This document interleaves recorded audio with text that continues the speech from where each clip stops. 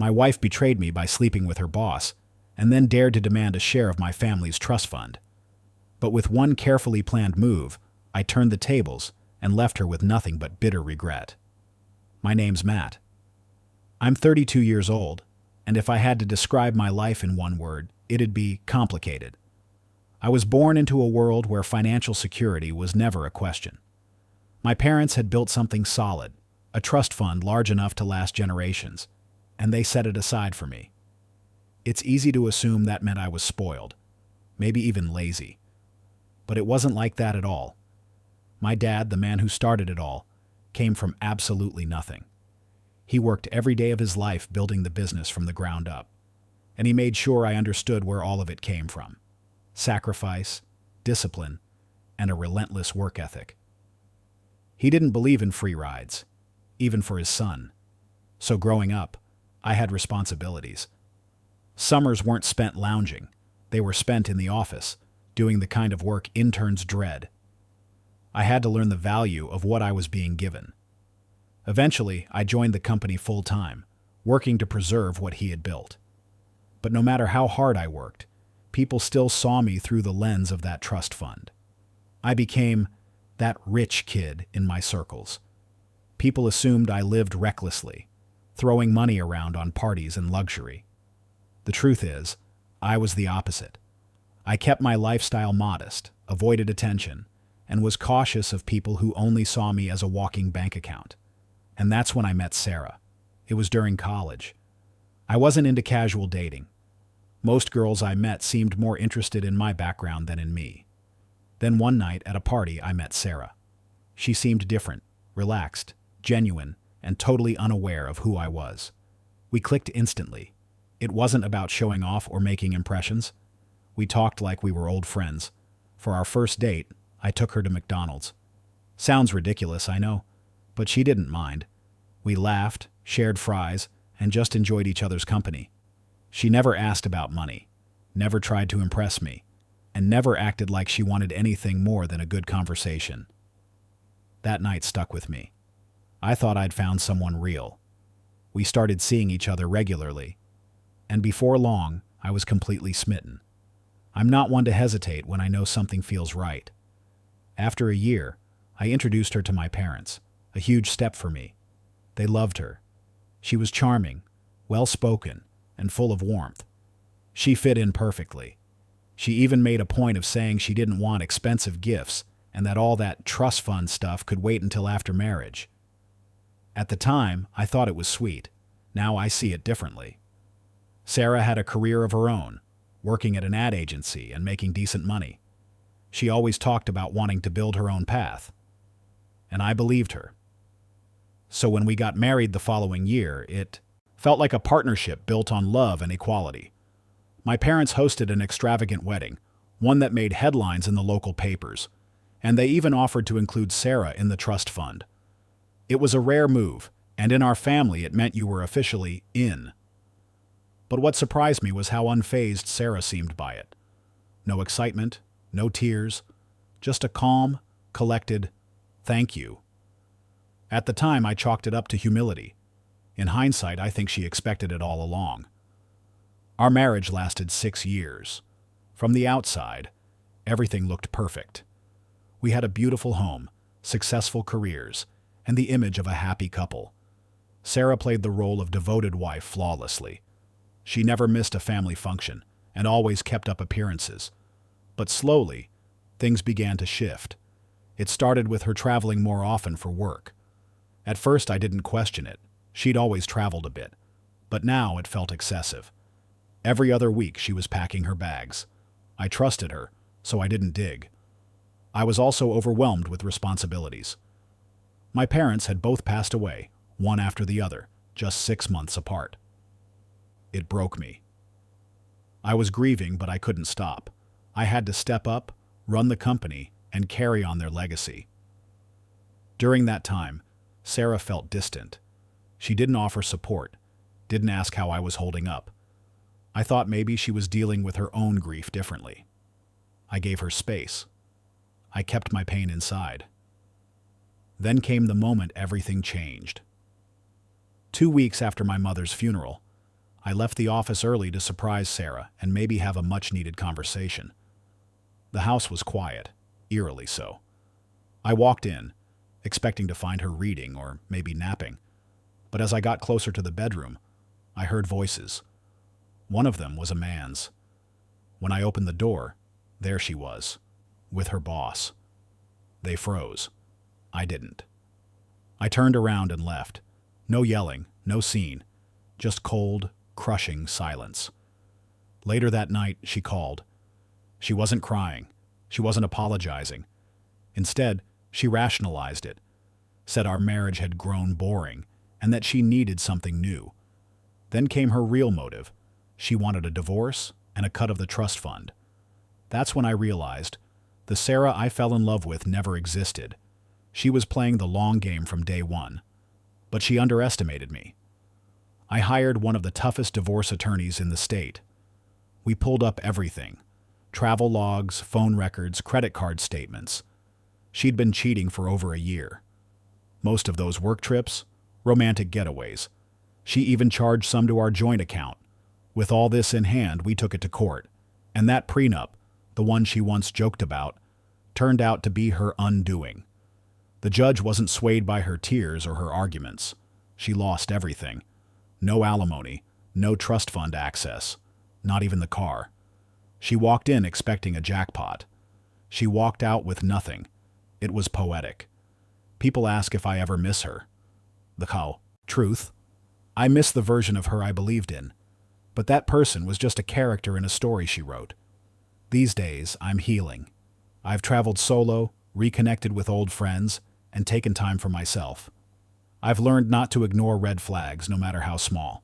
As for Sarah, word got out. Office gossip did its thing. Her affair cost her a promotion, maybe even her job. Her reputation? Shattered. In the end, she lost everything she gambled for, and I gained something far more valuable than revenge: clarity. After everything that had happened, the funerals, the sleepless nights, the endless hours spent trying to hold the company together, I thought maybe, just maybe, Sarah and I could reconnect. I had this idea that we could escape it all, just the two of us, and find some peace. I was thinking something simple, a weekend trip somewhere quiet, far from work and grief. No grand vacation, just a change of scenery where we could breathe again. I stopped by a flower shop on my way home and picked out a bouquet of roses, red ones, her favorite. Just something to let her know I hadn't forgotten us. When I stepped inside the house, I immediately sensed something was off. The air was still, too still, like the moment before a storm. And there, sitting on the couch like he owned the place, was Nick, Sarah's boss. His presence in my living room was jarring. He wasn't just casually visiting either. His duffel bag sat neatly by his feet. My first thought, believe it or not, was business. Maybe something urgent about the trust fund or the company. Something that required an in-person meeting. But the look on his face, calm and smug, said otherwise. Sarah walked out of the hallway, dragging 2 large suitcases behind her. She didn't flinch, didn't hesitate. Her eyes met mine with the kind of cold calm that only comes from someone who's rehearsed this moment. Then she dropped the bomb. "I was going to leave a note, but I guess this works," she said, like she was talking about returning a borrowed item, not ending a marriage. "I'm leaving you, Matt. Nick and I are going to Italy, and, well, I'll be filing for divorce. Don't worry, though. Your parents made sure I'll be well taken care of."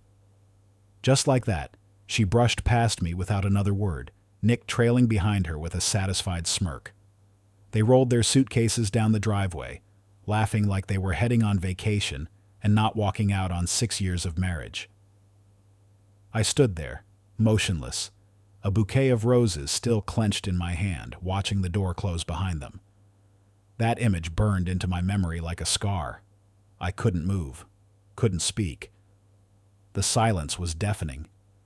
My brain was trying to catch up with what had just happened. 1 minute, I thought I was doing something romantic, something meaningful. Next, I was watching my wife and her lover stroll out of my life like it was just another day on the calendar. The roses in my hand felt heavier with every second that passed. Eventually, I let them fall to the floor. That night, I didn't cry. I didn't scream. I didn't call anyone.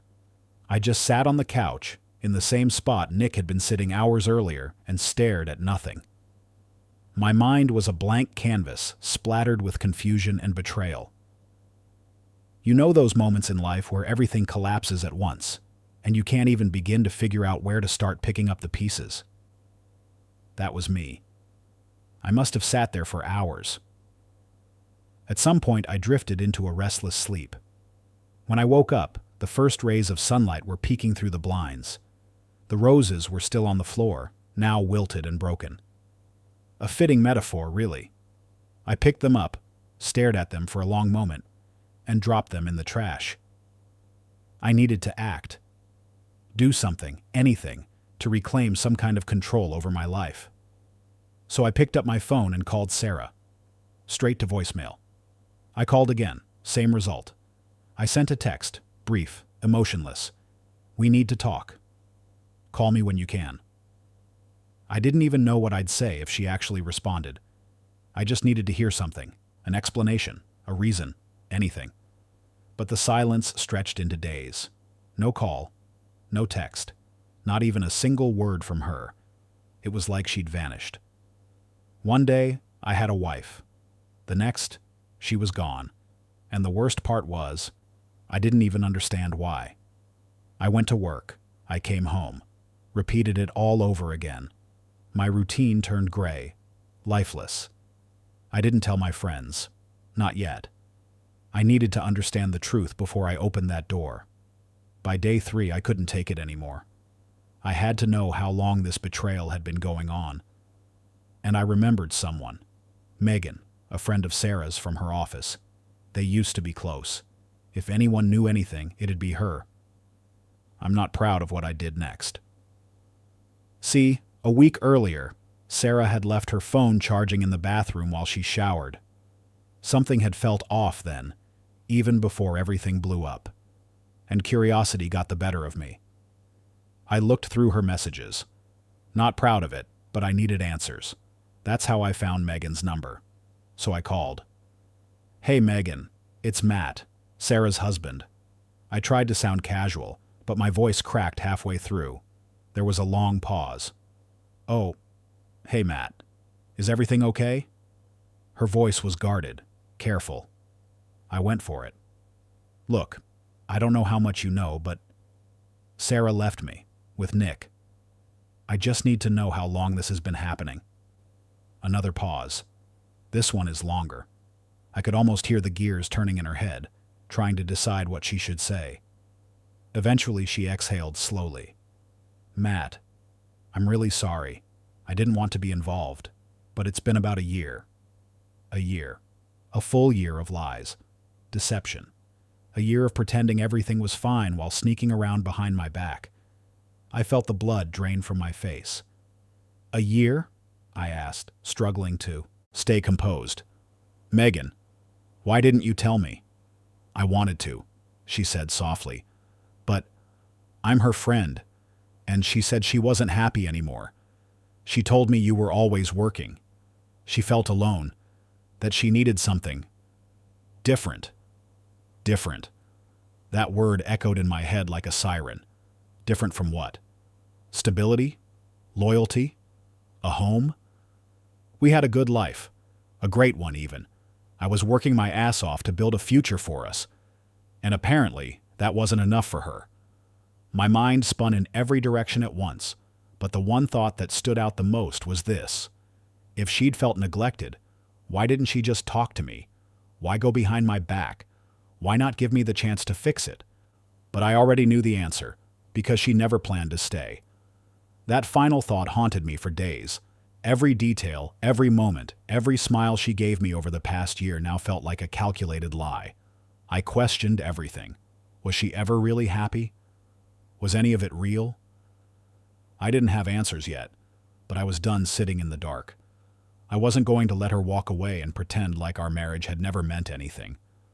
I was going to get to the truth, even if it destroyed whatever pieces of my heart were still intact. In the following days, I started compiling everything I could: emails, receipts, calendar entries, anything that might help me piece together just how deep the betrayal ran. I wasn't looking for revenge. I was looking for clarity, closure, maybe even a sliver of justice. And as I dug deeper, what I uncovered only confirmed the worst of my fears. This wasn't some spontaneous affair fueled by passion or discontent. It was deliberate, strategic. She'd built an exit plan while pretending to be my partner, and now she'd executed it like a business deal. But what she didn't realize was that I had plans of my own. I kept Megan on the line, even though my chest felt tight and my throat was dry. I had to know. "And what about the trust fund?" I asked, my voice clipped and strained. "Was that part of the plan too?" There was a pause, too long to be innocent. Megan finally said, "I don't know everything, but yeah. Sarah mentioned it a couple of times. She thought she'd be taken care of even after the divorce. Like, permanently. I didn't say goodbye. I didn't need to. I just ended the call. That was it. That was the final nail in the coffin. An entire year of deceit, manipulation, and betrayal. And now she thought she could walk away with a piece of my family's legacy like it was hers to claim. There was no way I was letting that happen. The following morning, I got up early and started making calls. My first stop, legal representation. I needed clarity. I needed options. If she thought she could just slither away with a portion of the trust fund, she had no idea what was coming. That trust wasn't built for her to fund some romantic Italian escape with her boss. It was my parents' life's work, meant to secure our bloodline, our family, not bankroll a fantasy built on betrayal. The lawyer I met with was sharp, direct, and didn't sugarcoat anything. We went through the basics of the prenup, dissected its clauses, and highlighted Sarah's financial expectations. Then I made my second call to Alan, my parents' financial advisor. Alan had managed the trust for decades. If there was anyone who understood its protections inside and out, it was him. When I explained the situation, Alan didn't flinch. He was as practical as ever. "Matt, that trust was set up airtight. Sarah's name was never added, and unless you willingly give her access, she has no claim to it. You're still the sole beneficiary and managing party." Those words hit like oxygen after drowning. I wasn't powerless. I wasn't going to lose everything. Sarah and Nick could live it up abroad, sipping wine and taking selfies. But when they came back, the reality waiting for them would be a brutal one. By the end of that week, I had a full strategy. No more wallowing, no more playing victim. I worked with my lawyer to solidify my position, filing the necessary paperwork, reviewing every clause, and protecting every cent. If Sarah wanted a fight, I was more than ready to give her one. But just as things started falling into place, something strange happened. My doorbell rang. Not the impatient, angry buzzing of someone demanding entry, just a single, clear chime. I wasn't expecting any packages, and definitely not company. I opened the door cautiously, unsure of what, or who, I'd find. Standing there was a woman I recognized but didn't know personally. Her eyes were tired, her expression tight. She wore no makeup, her hair was pulled into a messy bun, and she looked like she hadn't slept in days. It took me a second to register who she was. Nick's wife. Hannah. Before I could even stammer a greeting, she stepped inside like she had every right to be there. "We need to talk," she said, her voice low and firm. "What do you even say in that situation?" "Hey, your husband ran off with my wife too." But I didn't have to say anything. She walked into my living room and sat on the couch like she'd done it 100 times before. There was something in her posture, some strange mix of exhaustion and resolve. I could tell she was here for a reason. We sat in silence for a moment, the air thick with unspoken tension. Then she looked me square in the face. "I know what they've been doing," she said. "Sarah and Nick. I figured it out months ago. I didn't want to believe it, but I have proof." She said it so plainly, like she was commenting on the weather. But behind her eyes was fire. I asked how she knew, and she laid it out. Nick had started working late, too late, making excuses. Business dinners, late-night strategy meetings, textbook infidelity red flags. Then she noticed odd charges on their joint credit card. Luxury, hotels, high-end restaurants, places they'd never gone together. When she confronted him, he brushed it off with vague explanations. But Hannah wasn't stupid. She started digging. Through his phone, his email, and even cloud backups he thought were private. And what she found was undeniable. There were messages, dozens, maybe hundreds. Photos, voice notes, all of it. Evidence of an affair that had been going on for over a year. She even showed me a few. Sarah gushing about how Nick made her feel seen. Nick calls Sarah his escape. It was the stuff of trashy novels, except this wasn't fiction. It was the demolition of our lives. I was sick, not just from the betrayal, but from how brazen they were about it. No shame, no guilt. Like they were the heroes of some great love story, and we were the villains standing in their way. At one point, I wanted to ask why Hannah hadn't told me sooner, but honestly, I already knew. Who wants to be the one to deliver that kind of news? And more importantly, would I even have believed her before all this went down? Probably not. After a while, the silence between us faded. We weren't strangers anymore. We were comrades in the same war. And when Hannah looked me in the eye again, I saw it. Determination. "We need to do something," she said. "They can't just get away with this." I nodded. Whatever spark had died inside me when Sarah left. I could feel it flicker again. Maybe it was anger. Maybe it was relief. Just knowing I wasn't alone. But whatever it was, I was ready. And so was she.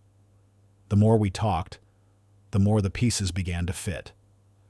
Hannah had gone through the emotional ringer just like I had. But unlike me, she hadn't frozen in place. She had gathered proof, studied patterns, and even documented the timeline. She had emails showing hotel bookings under Nick's name on dates that coincided with Sarah's so-called work trips. There were restaurant receipts, rideshare logs. Hannah had built a case like a detective who refused to be gaslit any longer. As she spoke, something in me shifted. For the first time in days, I wasn't sitting around waiting for life to happen to me. I was leaning forward, paying attention and planning. When she showed me a series of texts Nick had sent Sarah, their sick little fantasies about moving abroad, settling in Tuscany, buying a vineyard, it was like a window into just how delusional they had become. Sarah had once told me she didn't care about material things, but here she was, plotting a fairy tale future on the back of my family's legacy. We talked for hours that night, strategizing, sharing, venting. It wasn't just cathartic, it was productive. I told Hannah about the trust fund, about how Sarah thought she was walking away rich, and how she was in for a rude awakening. She nodded, her eyes gleaming with a dark sense of satisfaction. "That's good," she said. "Let her dream. The bigger the fantasy, the harder the crash." We weren't just two broken people anymore.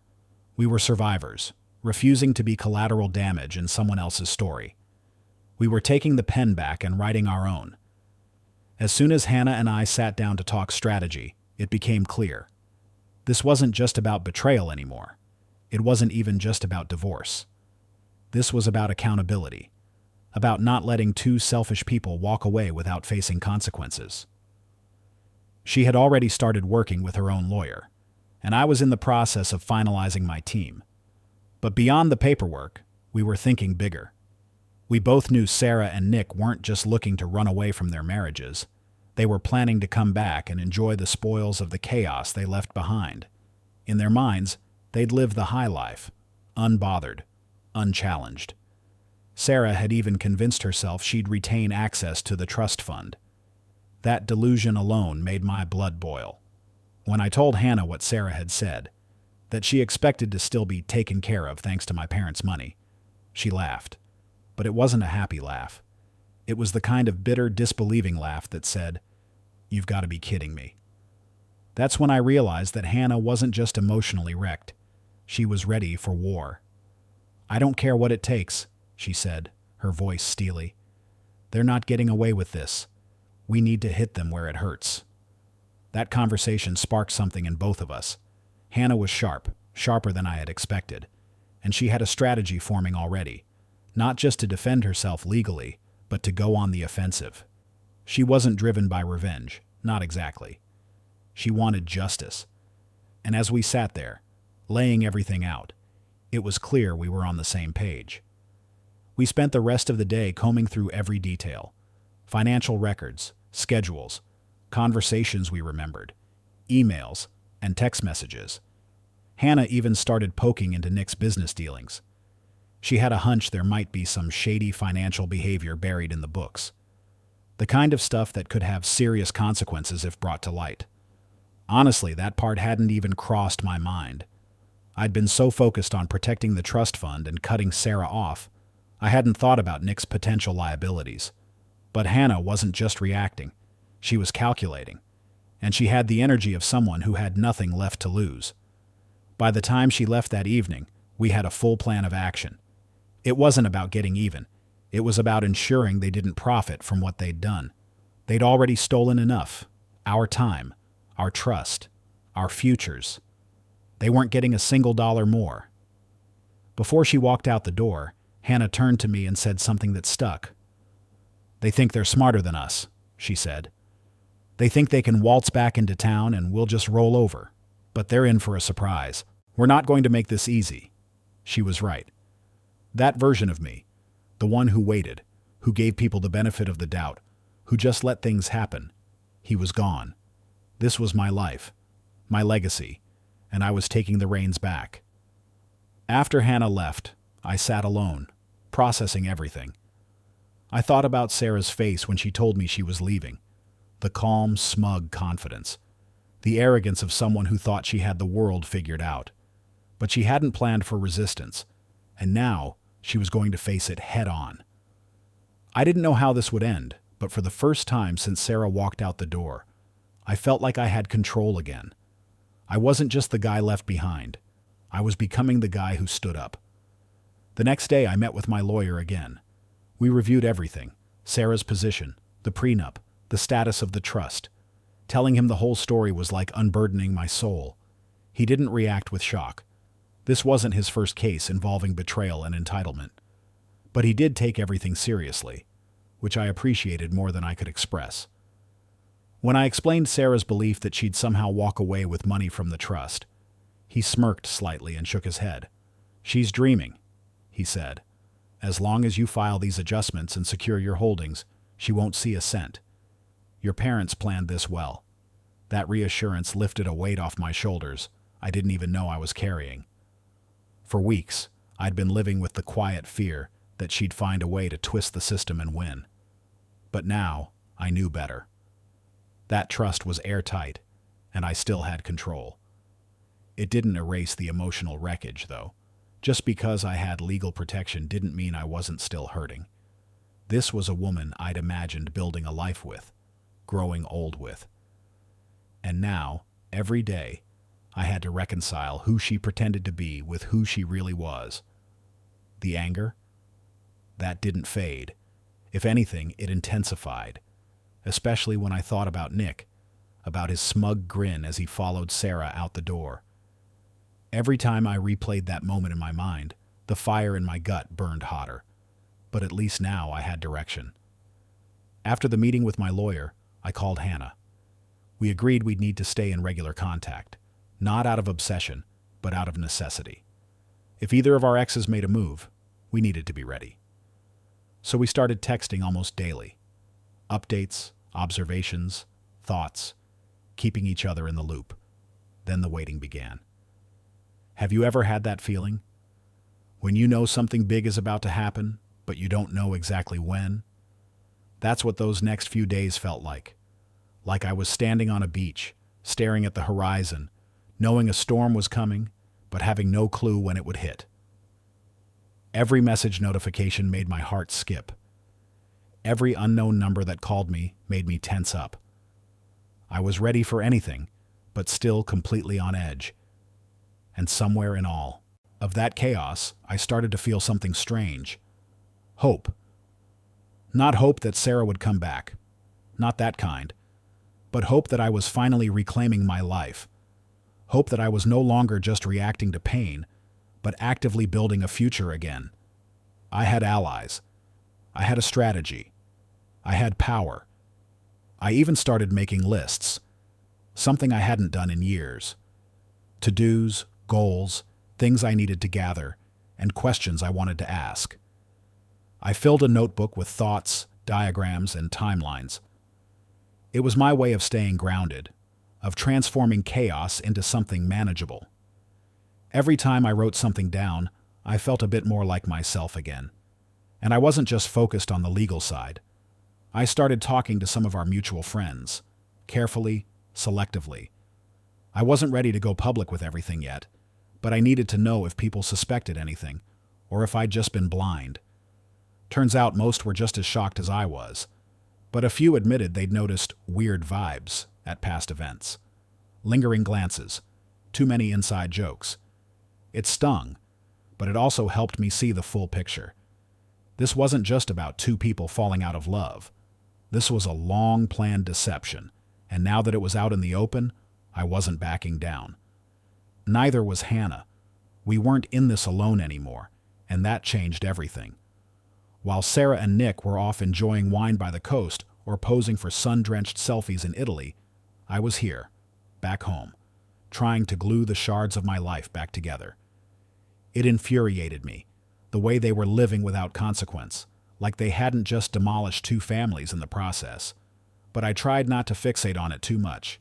I went to work, stuck to routine, and kept my head low. It wasn't easy, but it helped. Focus was the only thing keeping me from spiraling.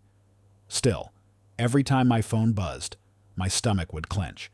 Part of me irrationally hoped it was Sarah reaching out with some kind of apology, some hint of remorse. But she never did. The silence from her was absolute. And just when I thought I was safe from any new emotional curveballs, the unexpected happened. Nick called. It was a Thursday afternoon. I was sitting in my office, knee-deep in quarterly reports, when the screen lit up with his name. At first, I thought it had to be a mistake. Maybe a pocket dial. Some fluke. Why would Nick, of all people, be calling me? The guy stole my wife. There couldn't possibly be anything he had to say that I wanted to hear. I stared at the screen, debating whether to answer or let it ring out. Against my better judgment, curiosity won. "Hello?" I said, voice calm but icy. There was a pause. Then Nick's voice, as slick and casual as ever, slid through the line like oil on glass. "Hey Matt, man, I just wanted to clear the air between us." I nearly laughed out loud. Clear the air? The man destroyed my marriage and thought we could smooth things over with a phone call. But I let him continue, mostly to see just how far his delusion stretched. "I know things have been tense," he said, as if we'd simply had a minor disagreement. "But I want you to know. What happened with Sarah and me, it wasn't personal. It just happened." His voice had that insincere, over-polished tone, the kind of people use when they're more concerned about appearances than truth. I couldn't help myself. I snapped. "Not personal?" I repeated, incredulous. "You're sleeping with my wife, Nick. Explain to me how that's not personal." Another awkward pause. Then he chuckled nervously, like he thought a little charm might smooth it over.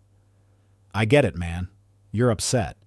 But let's not make this harder than it needs to be, okay? Sarah and we're serious. I think it'd be best for everyone if we just moved on." Moved on? The arrogance of that statement made my blood boil. But I didn't yell. I didn't rage. I spoke clearly, my voice steady with fury. "Oh, don't worry, Nick," I said with venomous calm. "I'm moving on. In fact, I've already spoken to my lawyer. Sarah's not getting a cent, and neither are you." That seemed to rattle him. He stuttered for a second. "Wait, what? What do you mean?" Sarah said. I cut him off. "She was wrong. My parents didn't build that trust fund so you two could run off and play house in Europe. It's protected. Ironclad. And you can tell Sarah, she can kiss that money goodbye. There was silence on the line. A real heavy silence.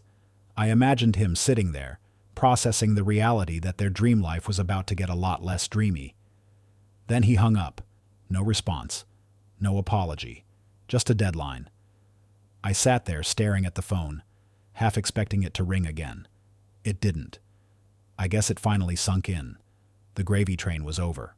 That night I got a message from Hannah. Her lawyer had heard that Nick was panicking. Apparently, he'd been counting on the trust fund to bail him out of some serious financial messes. Now that door was slammed shut, he had no clue what to do. I'd be lying if I said I didn't feel a flicker of satisfaction. Maybe it was petty. Maybe it made me no better than him. But after everything he'd done, I didn't care. Let him squirm. But even as that part of me relished the poetic justice, another part was just tired. Tired of the chaos, the betrayal, the emotional war zone that my life had become. I didn't want every day to feel like a battlefield. I wanted peace. I wanted closure. Still, I knew the war wasn't over yet. Sarah hadn't returned, but I knew when she did, it would come with fireworks. She wasn't the kind to slink away quietly. Sure enough, a few days after Nick's call, it happened. I got a text. Just 3 words. We need to talk. No, hey, no, how are you? Nothing. Straight to the point, cold, tactical. I stared at it for a while, weighing my response. I didn't reply. Not yet. I wanted to maintain control, keep the upper hand. She didn't get to dictate the terms anymore. That evening, as I pulled into the driveway, I saw her. Sarah was sitting in her car out front, like she still belonged there. Like nothing had changed. It had been weeks since I'd seen her, and for a moment, I froze. There was a split second where my mind played tricks on me, where I imagined she'd step out of the car, apologize, and beg for forgiveness. But reality quickly reasserted itself. I remembered who she really was. I parked, cut the engine, and took a long, steadying breath. Then I stepped out. She looked different, worn out, tense, maybe even nervous. But she still carried herself like she was in control. Her arms were crossed, her lips tight, eyes scanning me for any weakness. I didn't give her any. I walked straight to the front door and unlocked it without saying a word. "Matt," she said finally, her voice cracking just slightly. I turned, keeping my expression unreadable. "You wanted to talk?" She nodded, stepping forward like she expected me to invite her in. I didn't. If she wanted this conversation, it was going to be on my terms. We stood there, facing each other in the fading evening light. For a moment, neither of us spoke. The silence said more than any words could. I could see it in her eyes. She hadn't expected this version of me. She thought I'd still be reeling, still vulnerable, still begging for answers. Instead, I was calm, collected, ready. "I just think we should have a conversation," she said, choosing her words carefully. "About everything. About what comes next." I crossed my arms. "What comes next is lawyers and paperwork. You made that call when you got on the plane with him." She flinched, just slightly, but recovered fast. "It wasn't like that." I raised an eyebrow. "Wasn't like what?" "You left me, Sarah. You left this life. And now you're back because you realized you're not getting what you thought you would." Her eyes narrowed. "That's not true." "Oh, it is," I said. "And you know what? That's fine. You made your choice. But don't stand here pretending it was some noble sacrifice or a mistake you just happened to make." She took a breath like she was about to launch into a speech, but I cut her off. "You can save it. I've already spoken to my lawyer. The trust fund? Off the table. You're not getting a penny." The shift in her expression was instant. The calm mask slipped just enough to reveal the panic beneath. "That money, your parents, that money was never yours," I said. "And my parents didn't work their whole lives to support you and Nick living some fantasy. You chose this. You live with it." There was a long silence. I didn't back down. I didn't waver. Finally, she said, So, that's it then? I nodded. That's it. And with that, I opened the front door, not to let her in, but to end the conversation. She looked at me for a moment, searching my face for some sign that I'd crack, but I didn't. She turned and walked back to her car. I stood there until her taillights disappeared down the street. I went inside, closed the door, and leaned against it. My heart was pounding, but I felt a strange sense of peace. The storm wasn't over, not yet. But for the first time, I knew exactly where I stood, and I wasn't going to be moved. She was trying hard to appear composed, standing there like everything was under control, but her eyes betrayed her. Behind the facade of calm, there was unmistakable panic. Sarah had always been good at masking her feelings, wrapping discomfort in charm, hiding guilt behind a well-timed smile. But not today. Today she looked shaken, and I knew exactly what had harried her. She started walking toward me slowly. "Matt," she said, her voice trying to be steady, "we really need to talk." I didn't move. I crossed my arms and leaned against my car, letting her take the lead. That silence made her uneasy, I could tell. She was used to me stepping in, smoothing things over, being the peacemaker. But not this time. This time she would have to deal with the mess she made. She hesitated, clearly unsure how to begin. Then she blurted it out, like she couldn't hold it in anymore. "I know you've been talking to a lawyer." I raised an eyebrow but said nothing. She stepped closer, voice rising in urgency. "Matt, it doesn't have to go down like this. We can work this out. There's no reason to involve attorneys." I almost laughed. The nerve. She thought we could just talk this out like old times, like she hadn't walked out of our life and right into someone else's. I kept my voice even. "I'm not the one who brought lawyers into this, Sarah," I said. "You made that decision when you left. Now you live with it." Her expression twisted for a moment, as if that reality stung more than she'd expected. But she recovered fast. "I didn't want it to be like this," she said more softly. "I still care about you, Matt. But things just happened. I wasn't happy. You were always at work. I felt alone." The fire started building inside me again, but I stayed calm. "And instead of talking to me about it, you ran off with Nick." Her cheeks flushed. She broke eye contact and looked down. "It wasn't like that," she whispered. "It wasn't some plan. It just developed." "Developed?" I repeated, not even bothering to hide my disbelief. "You expect me to believe that this just happened, out of nowhere? Sarah, you've been with him for a year. A full year. That's not something that just develops. That's a choice, a series of deliberate decisions." She didn't respond right away. I could see the wheels turning, searching for her next move. And then, just as I expected, she pivoted. "I know about the trust," she said, her tone firming up. "Your parents set that up for us. I'm still entitled to my share." That was the breaking point. I didn't yell, but my voice was colder than it had ever been. "Number, you're not. That trust wasn't for you. It was for me. And my lawyers already made sure you won't see a cent." Her eyes went wide. I could see it click. She had counted on that money, probably banked on it as her safety net. No matter how bad things got, she thought the trust would be her golden parachute. But that option was off the table. "Matt," she said, the panic rising now, "you can't do this. I gave you 6 years of my life. You can't just cut me out like this." I stood up straighter, stared right into her eyes. "You walked away. You gave up on us. And now you think you're entitled to the legacy my parents built? Number, you made your choice, Sarah. You can lie in the bed you made." She looked like she wanted to fight, to scream, to argue. But something shifted. Her entire posture sagged, and suddenly, her tough exterior began to crumble. "Please, Matt," she whispered, eyes filling with tears. "I don't know what to do. Nick's job isn't stable, and we're in debt. I need help." And there it was. The real reason she was here. Not for love. Not to fix what she'd broken.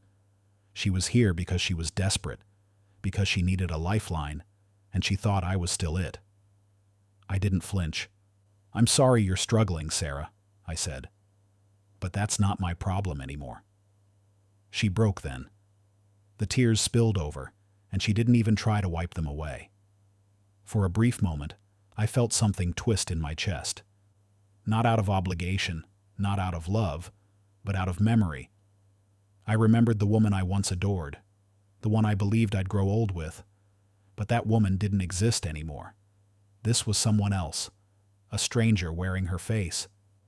She didn't say another word, just stood there for a long moment, letting the silence stretch out between us. Then, finally, she turned and walked back to her car. Her shoulders were slumped, her stride slow, her confidence gone. She opened the door, got in, and drove away. I stood there watching her taillights disappear into the distance. As I stood there, the quiet after her departure settled like dust. It was the kind of silence that didn't beg to be filled. It just existed, final and heavy, but in a way, comforting too. My chest felt lighter than it had in weeks, maybe even months. I didn't go inside right away. Instead, I leaned back against my car and let the night wrap around me. Streetlights flickered on, and a few cars passed down the road, oblivious to the storm that had just broken and cleared. I wasn't angry anymore. Not really. What I felt was something closer to clarity. A recognition that I had finally broken free from the illusion that had held me captive for so long. Looking back, it all made sense. The red flags I'd ignored. The way she had distanced herself, little by little, while I kept telling myself we were just busy, just stressed, just tired. But the truth had always been there. I just hadn't wanted to face it. Now, there was no avoiding it, and no more denying who she really was, or who I had become, trying to hold everything together. I walked back into the house, locking the door behind me.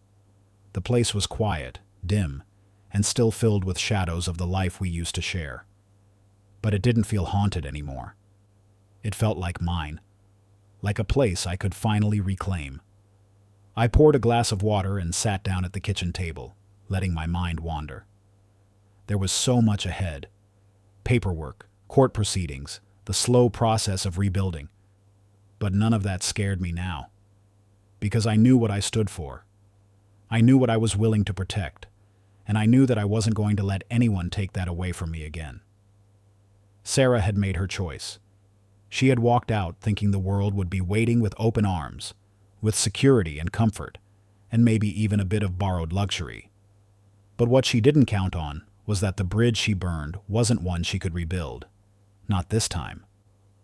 Tonight was about settling my own peace. The war might not be over yet, but this battle, I had won it. Not through vengeance, not through cruelty, but by standing my ground. That felt better than any revenge ever could. I took another sip of water and looked around the kitchen, imagining a future not defined by what I'd lost, but by what I could still create. It was time to let go of the wreckage and start rebuilding from solid ground. It was time to start over, on my terms.